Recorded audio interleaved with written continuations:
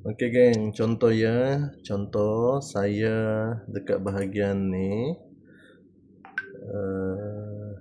ya, dekat bahagian garis sekarang masih kosong kan. Jadi saya nak masukkan gambar ataupun video dekat dekat tempat ni.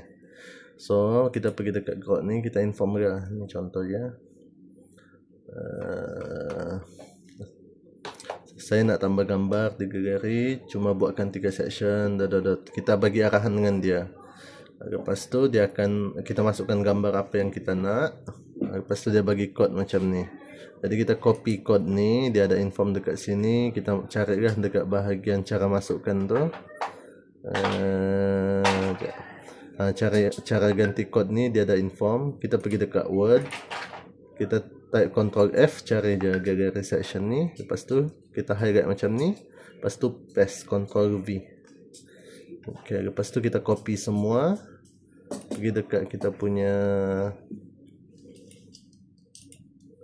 dekat sini. Okey, pergi dekat edit ni. Lepas tu kita kerjakan and paste semua. Okey, lepas tu save and close. Lepas tu take a look.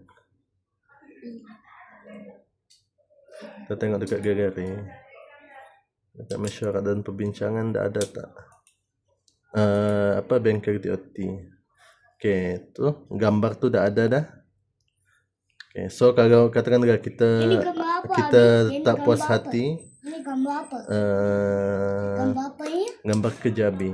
Katakan kita tak puas hati dengan gambar tu ataupun dengan susunan ni, kita bagi arahan. Saya nak sekian, fokus ubah dekat yang ni. Macam tu je. Okey, thank you. Moga bermanfaat.